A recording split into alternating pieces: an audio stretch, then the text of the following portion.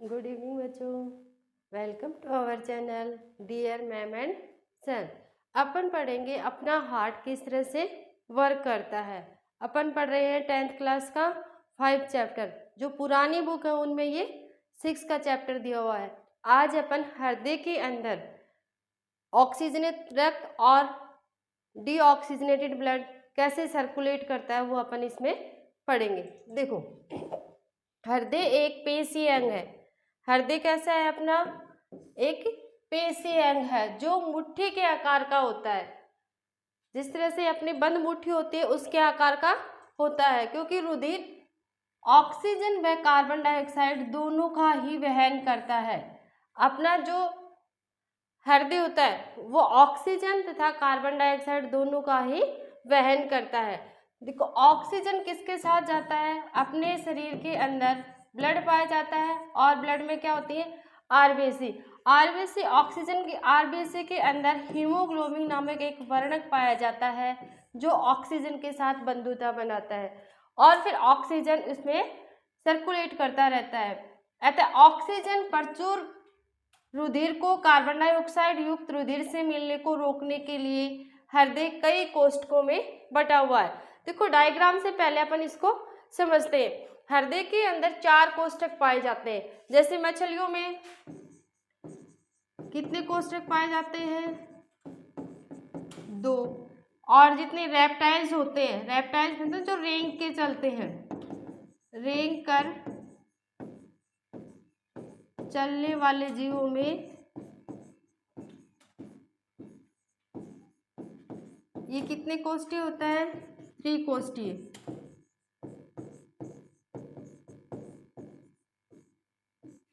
इससे पहले अपन ने रेस्पिरेशन श्वसन वाला और उत्सर्जन वाला दोनों कर लिए। आप लास्ट वीडियो में जाके देख सकते हैं। देखो, ये क्या है? महाधमनी। आपको पता है कि अपने धमनियों के अंदर रक्त कैसा होता है? शुद्ध। और शिराओं में रक्त कैसा होता है? अशुद्ध।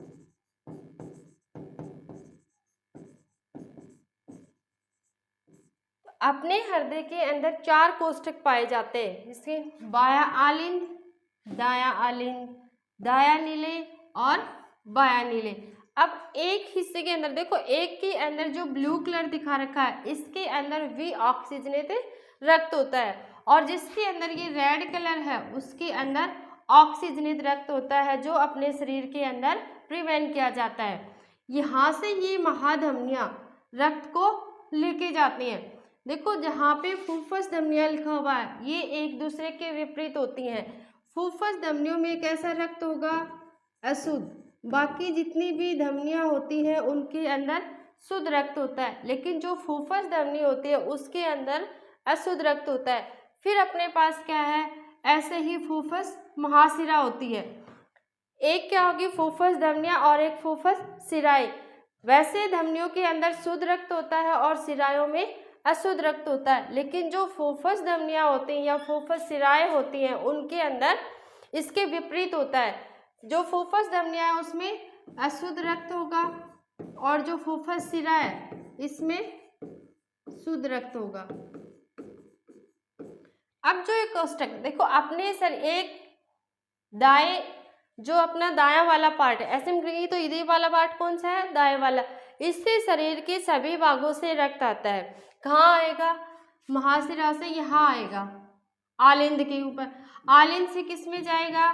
नीले में। नीले से एक प्रेशर पड़ता है और ये कहाँ भेज दिया जाएगा? फेफड़ों में। और फेफड़ों के अंदर रक्त का शुद्धिकरण होता है। फेफड़ों में रक्त का शुद्धिकरण होने के बाद ये महाशिरा के द्वारा या फुफ्फुस शिरा के द्वारा शरीर के अंदर भेज दिया जाता है। वापस से किस में आएगा? आलिंद में, बाएं आलिंद में। बाएं आलिंद से किस में आएगा? बाएं नीले में। और नीले से फुफ्फुस शिराओं के द्वारा ये पूरे शरीर के अंदर प्रिवेंट कर दिया जाता है। देखो, ये वाली जो लेयर है इधर यहाँ बीच में, ये क्या होते हैं? कपाट होते हैं। जैसे ही ये आलिंद भर जाता है, रक्त से भर जाएगा, इसमें एक प्रेशर पड़ेगा और जैसे ही इसके अंदर प्रेशर होता है तो ये पार्ट खुल जाते हैं, वाल्व खुल जाते हैं और रक्त किस में आ जाएगा? नीले में आ जाता है। रक्त नीले में आएगा। देखो, बाईं और बाई कैप्सिड, बाई और नाम से पता चल रहा है ना, बाई कैप्सिड वाल्व पाया जाता है इसमें, बाई कैप्सिड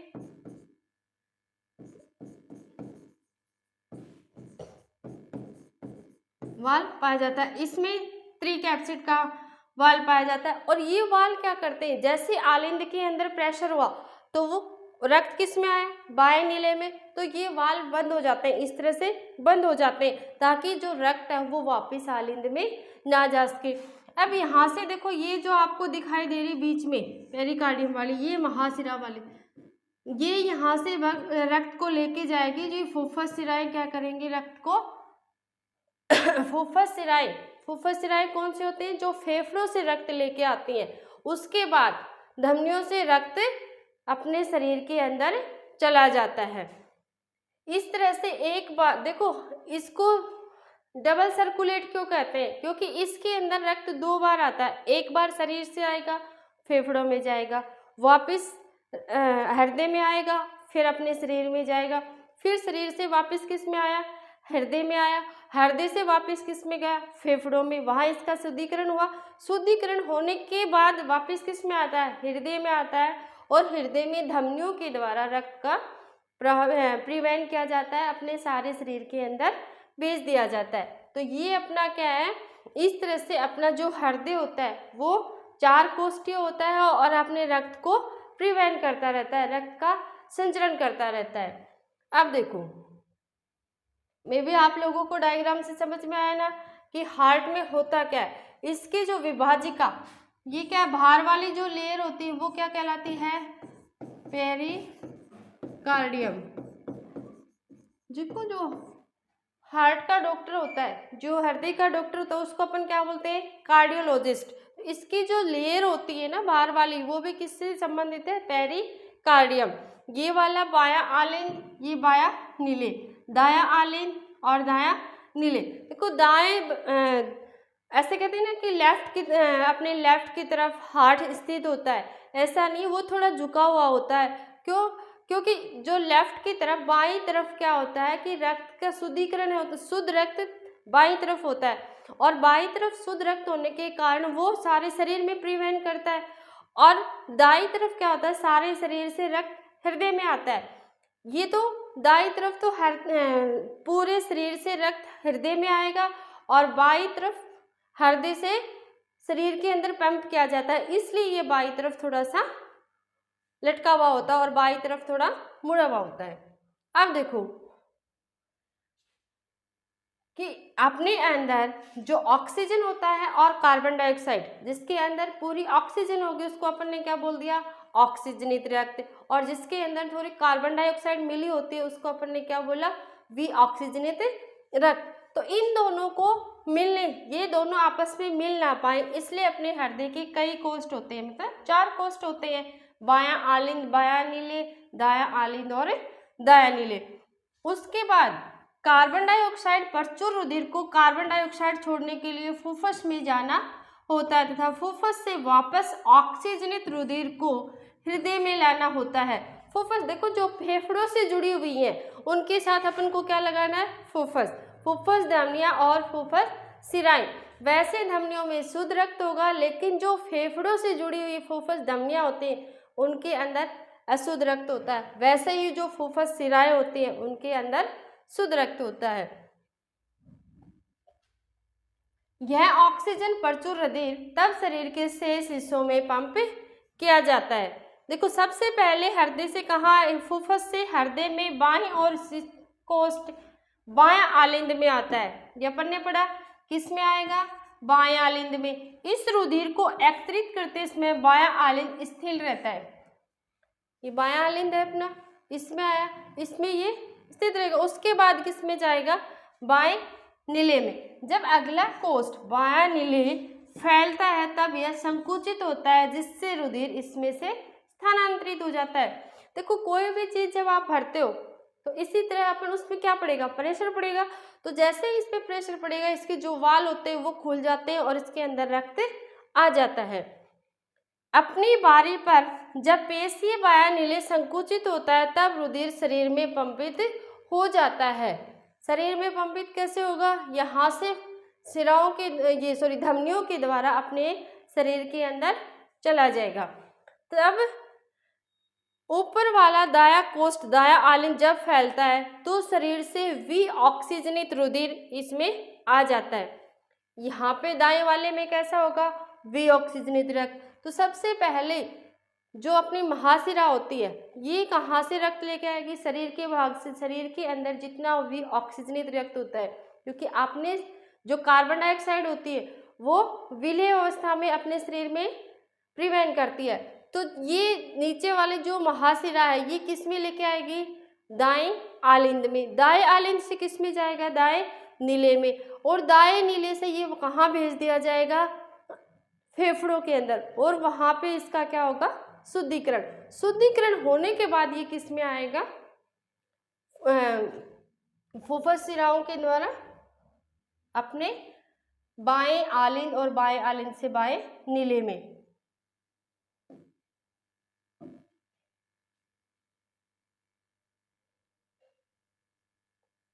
देखो यहाँ इस डायग्राम से आपको और क्लियर हो जाएगा।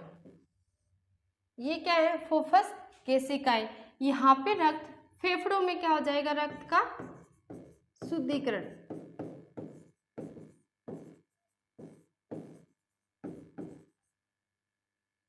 रक्त का शुद्धिकरण कहाँ होगा,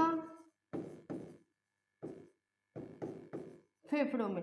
अब देखो यहाँ पे जो अपना हार्ट है, जो जिसमें ब्लू कलर दिखा रखा है, ये ब्लू कलर कैसा है, विऑक्सीजनित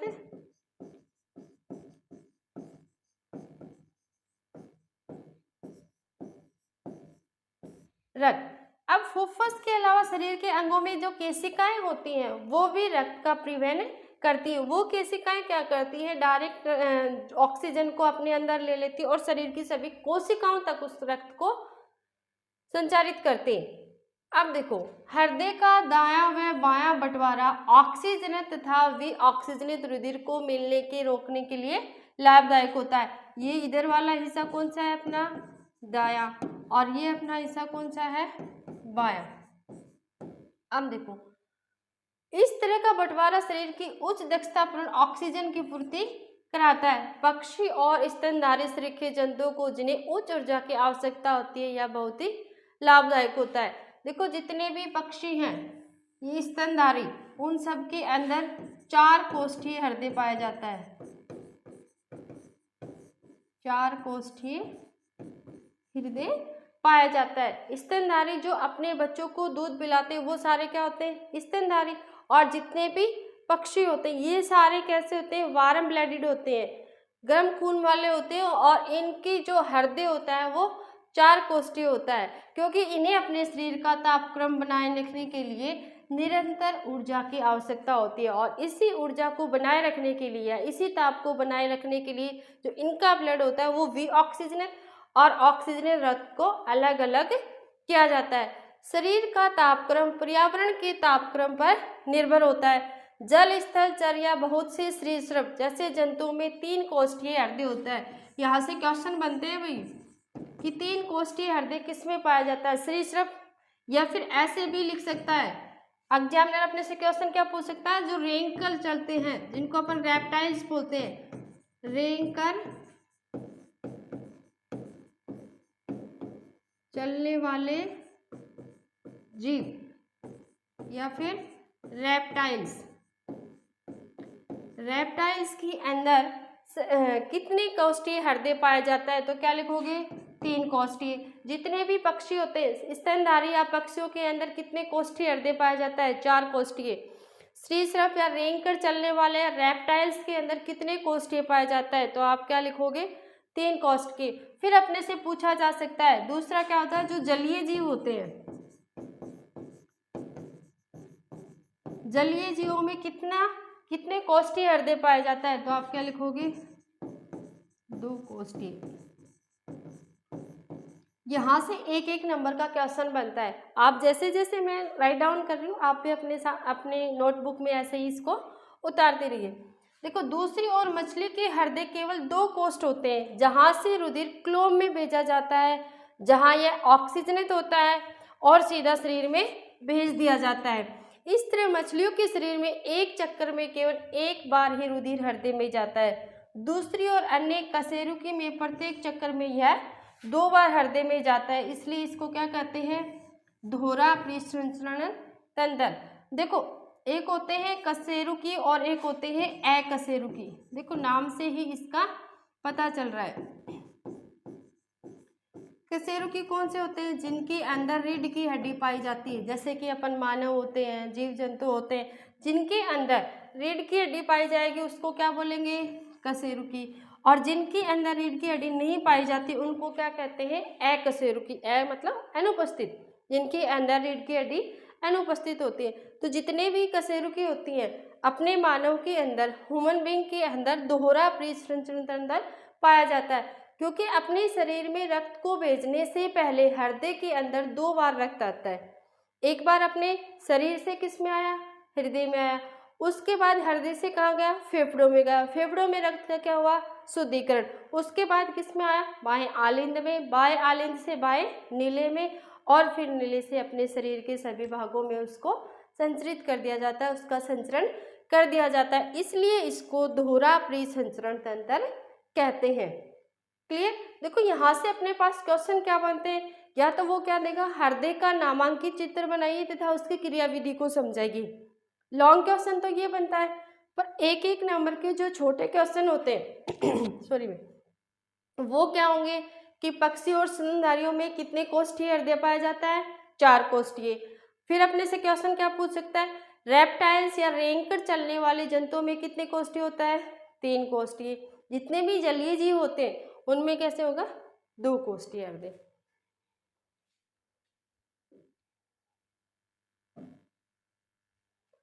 फिर क्या है? रक्तदाब। देखो, जो नॉर्मल इंसान होता है उसका रक्तदाब कितना होता है? 120 to 80। एक होता है एनोसिथिल और एक होता है स्लन। देखो, अगर 80 से नीचे चला जाएगा तो अपन ऐसे नहीं बोलते उसका बीपी लो हो गया। तो नीचे वाला जो होता है वो 80 से अगर नीचे चला जाता है तो बीपी लो हो जाता है। अगर 120 से ऊपर चला जाएगा, जैसे 30, 40, 50, तो क्या हो जाता है? बीपी हाई हो जाता है। हाई के अंदर ब्लड जल्दी जल्दी सर्कुलेट करता है, क्योंकि देखो धमनियों में रक्तदाब अपन मान, जो ये रक्तदाब है, ये देखो ये इधर दिखा रखे हैं ना, ये किससे मापी जाती है? धमनी से मापी जाती है। तो धमनियों के अंदर रक्त का संचरण ज़्यादा हो जाता है। अगर बीपी हाई होता है तो रक्त का संचरण क्या होगा? ज़्यादा हो जाएगा, और जो हमारी नसें होती है वो फटने का डर रहता है। इसलिए अगर हमारा बीपी हाई होता है तो डॉक्टर से बताते हैं ना कि नमक कम खाना चाहिए, चिकनाई कम खानी चाहिए, घी कम खाना चाहिए। तो इसके विपरीत क्या हो जाएगा? अगर बीपी लो हो तो ये चीज़ें ज़्यादा खानी चाहिए, नमक ज़्यादा लेना चाहिए और चिकनाई ज़्यादा लेनी चाहिए, घी ज़्यादा लेना चाहिए, कॉफ़ी वगैरह यूज करनी चाहिए। तो ये धमनियों की दाब से अब अपने रक्तदाब को मापा जाता है। तो अपना ये कितना होगा? क्वेश्चन क्या पूछा जाएगा आपसे कि नॉर्मल इंसान का रक्तदाब कितना होता है? 120 to 80। मापने वाला यंत्र कौन सा होता है? देखो, ये वाला जो यंत्र होता है, इस यंत्र का नाम भी पूछा जाता है। ये स्टेथोस्कोप होता है जो डॉक्टर कानों में लगाते हैं, जिससे अपन आवाज़ सुन सकते हैं, अपने हार्ट बीट सुन सकते हैं कि अपने हृदय की धड़कन कितनी होती है। नॉर्मल इंसान के हृदय की धड़कन 1 मिनट के अंदर 72 बार धड़कता है। तो वो किससे सुनेंगे अपन? ये वाला जो डायग्राम है ये किसका है? स्टेथोस्कोप का। और ये वाला जो डायग्राम है जिसके अंदर अपना बीपी नापा जाता है, रक्तदाब नापा जाता है, उसको क्या कहते हैं? स्फाइगोमोनोमीटर।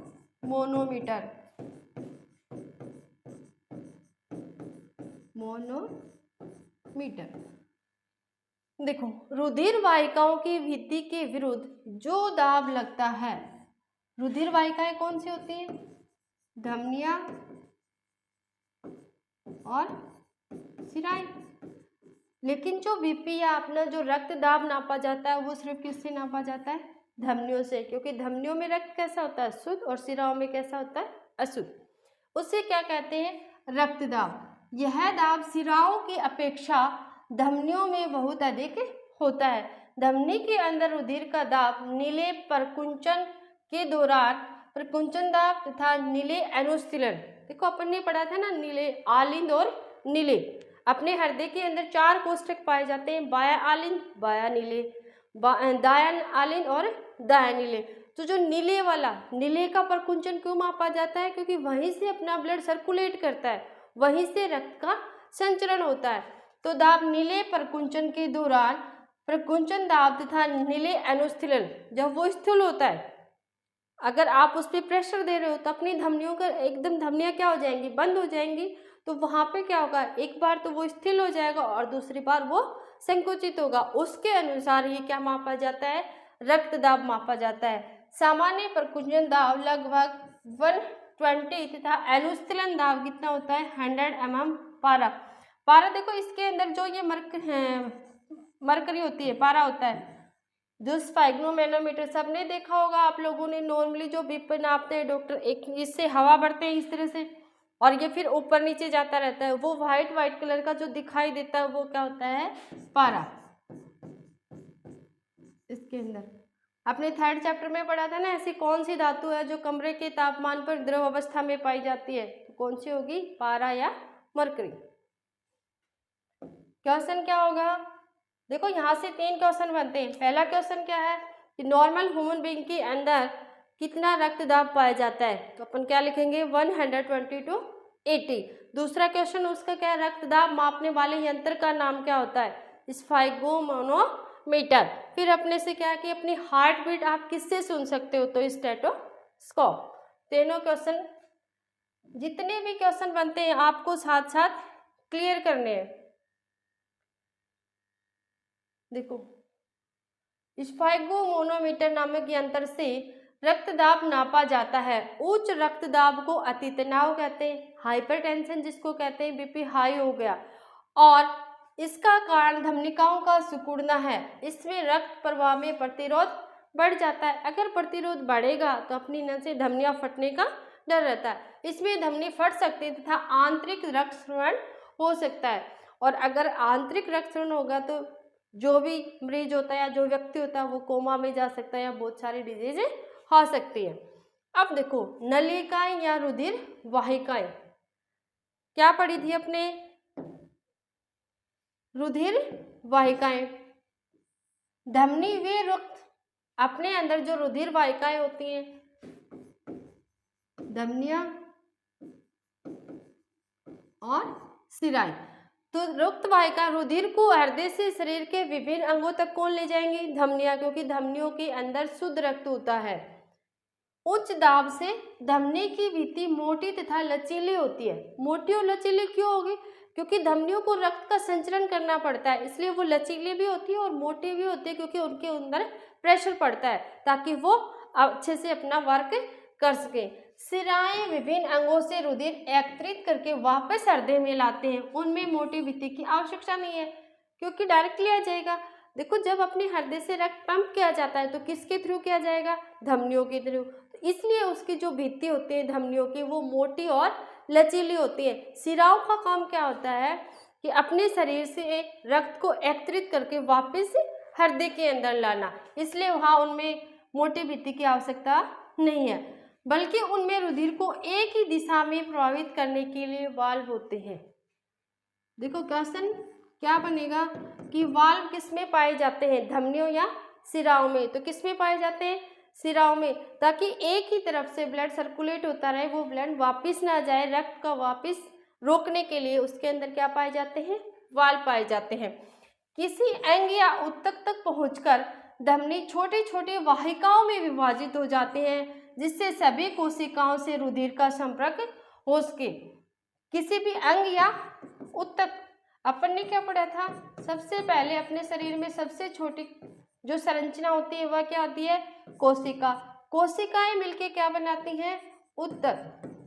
तो जब धमनियां ऊतक तक पहुंचती हैं, उसके बाद वो छोटी छोटी वाहिकाओं में विभाजित हो जाती हैं, जिससे सभी कोशिकाओं से रुधिर का संपर्क हो सके, क्योंकि सभी कोशिकाओं को अपना अपना काम करना होता है और उसके लिए उनको एनर्जी की जरूरत है। और वो एनर्जी किससे मिलेगी? रुधिर से, क्योंकि रुधिर के अंदर क्या होता है? ऑक्सीजन, और वो ऑक्सीजन हमें एनर्जी देता है। सबसे छोटी वाहिकाओं की भित्ति एक कोशिकीय मोटी होती है और रुधिर एवं आसपास की केशिकाओं के मध्य पदार्थों का विनिमय इस पतली भित्ति के द्वारा ही होता है। देखो जैसे ये क्या है, सिराएं हैं। अब ये सिराएं क्या होंगी, छोटी छोटी इस तरह से केशिकाओं में बढ़ जाती है। इन केशिकाओं की पतली भित्ति होती है, एक भित्ति होती है या मोटी भित्ति। इस भित्ति के थ्रू क्या हो जाएगी, जितनी भी कोशिकाएं हैं उन सबके पास रक्त पहुंच जाएगा, रुधिर पहुंच जाएगा और वो प्रॉपर वे से अपना वर्क कर सकती हैं।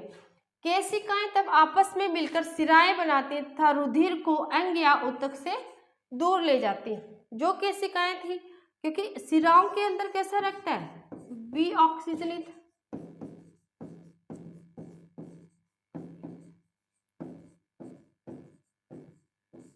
देखो धमनियां किसके पास आई, ऊतकों के पास। ऊतकों के पास आके वो कई केशिकाओं में विभाजित हो जाती है ताकि हर कोशिका से उनका संपर्क हो सके, हर कोशिका को वो रुधिर प्रिवेंट कर सके। उसके बाद जो पतली भित्ति होती है केशिकाओं की, वो सिराएं को जाल बनाते हैं, क्योंकि सिराओं में अशुद्ध रक्त होता है जो अपनी कोशिकाएं काम करने के बाद कार्बन डाइऑक्साइड उत्सर्जित करते हैं, वो वापस किस पास के, सिराओं में, क्योंकि कार्बन डाइऑक्साइड विलीय अवस्था में अपने शरीर के अंदर प्रभावित होती है।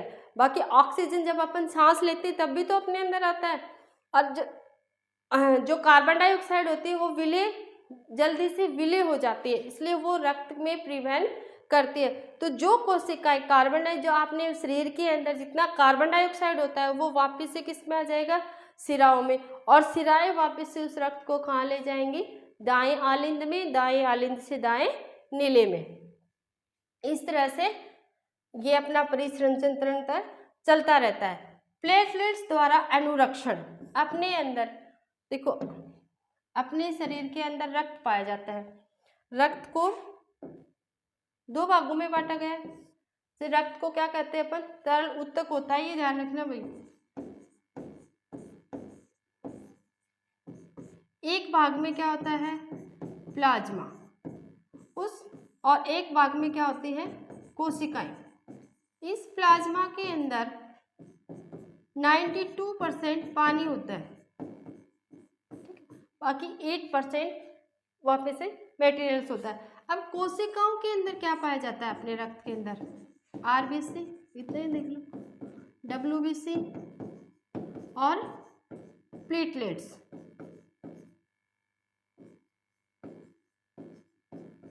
अब ये प्लेटलेट्स क्या करती हैं, अपने यहाँ प्लेट्स द्वारा अनुरक्षण। अगर अपने अंदर ब्लड का कट लग जाता है, अपने शरीर के अंदर कोई भी घाव हो जाता है, उससे रक्त स्राव होता है, तो उसको रोकने का काम कौन करते हैं, प्लेटलेट्स। और ये अपने किस में पाई जाती है, रक्त में ही पाई जाती है, जो कोशिका वाला पार्ट होता है। प्लाज्मा कितना होता है, 55% होता है, कोशिकाएं 45% होती हैं। कोशिकाओं में क्या होंगी, डब्ल्यूबीसी, आरबीसी और प्लेटलेट्स। आरबीसी के अंदर हीमोग्लोबिन नामक वर्णक पाया जाता है, ये अपन ने श्वसन तंत्र में पढ़ लिया है, मैंने वीडियो डाल रखी है, आप वहाँ से उसको देख सकते हैं। डब्ल्यूबीसी का काम क्या होता है, अपने शरीर के अंदर जितने भी अदर माइक्रो ऑर्गेनिजम्स आ जाते हैं जो अपने शरीर में बीमारी फैलाते हैं, उनको कौन बचाता है, इसलिए अपने शरीर का सोल्जर भी किसको कहा जाता है, सिपाही किसको कहा जाता है, डब्ल्यूबीसी का। प्लेटलेट्स क्या काम करेंगे, प्लेटलेट्स का काम क्या होता है, रक्त का थक्का बनाना। अगर अपने रक्त के अंदर प्लेटलेट्स नहीं होती तो अपनी बॉडी के अंदर रक्त का थक्का नहीं बनता। एक क्वेश्चन आता है कि ऐसी कौन सी बीमारी है जिसके अंदर रक्त का थक्का नहीं बनता, तो कौन सी बीमारी है वो, हीमोफीलिया। हीमोफीलिया एक ऐसी बीमारी है जिसके अंदर रक्त का थक्का नहीं बनता। इसको शाही डिजीज भी कहा जाता है क्योंकि ये पहले राजा महाराजाओं में पाई गई थी। अब देखो अपने को पढ़ना क्या है, इसमें इतना याद रखना है आप लोगों को, आरबीसी के अंदर क्या पाया जाता है, हीमोग्लोबिन, जो ऑक्सीजन के साथ बंधुता बनाता है और इसको हम श्वसन वर्णक भी कहते हैं। डब्ल्यूबीसी को हमारे शरीर की सिपाही या सोल्जर कहा जाता है क्योंकि ये हमें बीमारियों से बचाता है। प्लेटलेट्स का काम क्या होता है, रक्त का थक्का बनाना। इन नलिकाओं के तंत्र में यदि रिसना प्रारंभ हो जाए तो क्या होगा, देखो अपने शरीर के अंदर क्या पाई जाती है, प्लेटलेट्स। अपने ब्लड में क्या पाई जाएंगी, प्लेटलेट्स। जब भी रक्त का स्राव होगा तो ये प्लेटलेट्स उस रक्त को क्लॉट कर देते हैं, उसका एक क्लॉट गुच्छा बना देती है ताकि उस रक्त का स्राव वो रोक सके और रक्त की हानि ना हो। दूसरा क्वेश्चन देखो, ऐसी कौन सी बीमारी होती है जिसके अंदर प्लेटलेट्स गिर जाती हैं? अभी आजकल थोड़े दिन पहले डेंगू खूब चला था, डेंगू फीवर चली थी ना। डेंगू के अंदर प्लेटलेट्स गिर जाती हैं और प्लेटलेट्स गिरने का कारण यही होता है कि इवन इंसान की मृत्यु तक भी हो सकती है। तो सॉरी, क्लियर यहाँ तक? फिर अपने पास क्या है, लसिका। जैसे अपने क्या पढ़ा कि अपने शरीर के अंदर रक्त को संचरण किया जाता है, रक्त को संचरित किया जाता है, उसी तरह अपन क्या पढ़ेंगे, लसिका। लसिका भी अपने रक्त की तरह अपने शरीर के अंदर एक द्रव्य उत्तक होता है या द्रव्य पदार्थ की तरह होता है जो प्रोटीन को संचरित करती है अपने शरीर के अंदर। जो ऐसे मटेरियल्स होते हैं जो ब्लड के अंदर घुल के अपने शरीर के अंदर संचरित नहीं हो सकते, उनको कौन करता है, लसिका। एक अन्य प्रकार का द्रव है, लसिका भी क्या है, एक द्रव है जो वहन में सहायता करता है, इसे लसिका या उत्तक तरल भी कहते हैं।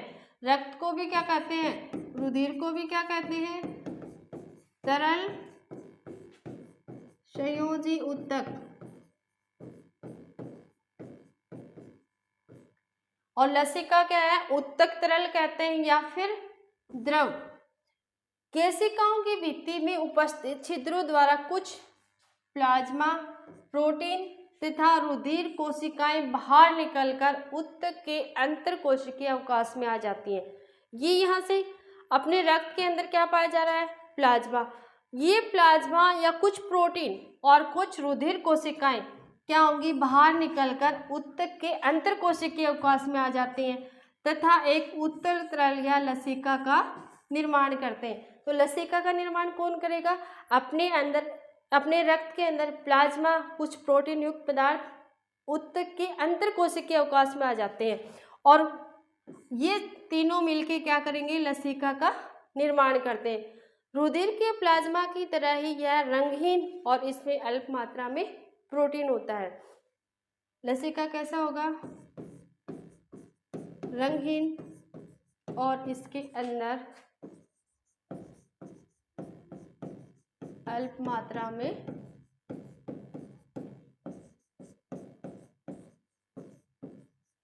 प्रोटीन होता है। लसिका अंतरकोशिकीय अवकाश से लसिका केशिकाओं में चला जाता है। देखो आप लोगों को ये डिफरेंस याद रखना है, एक होता है कोशिका और एक क्या है, केशिकाएं। जब कोशिकाएं एक महीन जाल में बट जाती हैं उसको क्या कहते हैं अपन, केशिकाएं। कोशिकाएं अपने शरीर की सबसे छोटी इकाई जिसको अपन संरचनात्मक और क्रियात्मक इकाई भी कहते हैं वो क्या होती है, कोशिका। लेकिन जब कोशिकाएं या अपनी धमनियां छोटे छोटे पार्ट्स में विभाजित हो जाती है उनको क्या बोलते हैं अपन, केशिकाएं। तो जो लसिका अंतर कोशिका अवकाश से लसिका केशिकाओं में चला जाता है जो आपस में मिलकर बड़ी लसिका वाहिका बनाती हैं और अंत में बड़ी सिरा में खुलती हैं। सिराओं में कैसा रक्त होगा, अशुद्ध। तो इसके अंदर जितने भी वर्ज्य पदार्थ होते हैं वो लेके ये किस में पहुंच जाएगी, बड़ी सिरा में। बड़ी सिरा से किस में चला जाएगा बड़ी सिरा से वापस अशुद्ध रक्त किस में जाता है, दायां आलिंद, और दाएं आलिंद से किस में जाएगा, दायां नीले, और दाएं नीले से वापस फेफड़ों में भेज दिया जाएगा। फेफड़ों में रक्त का शुद्धिकरण होता है और शुद्धिकरण होने के बाद वापस किस में भेज दिया जाता है, बाएं आलिंद, बाएं नीले, और बाएं नीले से शरीर के सभी भागों में संचरित कर दिया जाता है। इस तरह से रक्त का संचरण चलता रहता है। देखो बचा हुआ तथा शुद्रांतर द्वारा अवशोषित वसा का वहन भी कौन करता है, लसिका द्वारा। अपन ने रेस्पिरेशन और पाचन तंत्र पूरा कर लिया है, मैंने वीडियो में डाल दिया है, आप जाके डिस्क्रिप्शन में इसका लिंक दिया हुआ है, आप वहाँ पे इसको देख सकते हैं वापस से। और जितने भी अतिरिक्त पदार्थ होते हैं जो अशुद्ध होते हैं वो वापस से रुधिर में ले जाते हैं और ये अशुद्ध रक्त कहाँ चला जाएगा, वापस अपने दाएं हृदय में जाएगा, दाएं हृदय से फेफड़ों में जाएगा और फेफड़ों से रक्त का शुद्धिकरण होके बायां आलिंद के अंदर दीपलिंग कपाट पाए जाते हैं, जो जब रक्त का दबाव होता है और वो नीले में आता है तो वो कपाट बंद हो जाते हैं ताकि रक्त का वापस से परिवहन ना हो। इस तरह से अपन ने ये पूरा हृदय का परिसंचरण तंत्र पढ़ लिया है। आप लगातार इस चैनल से जुड़े रहें, आगे जितने भी इम्पोर्टेंट क्वेश्चन है सारे चैप्टर इस चैनल पे आपको मिलेंगे। Thank you for watching.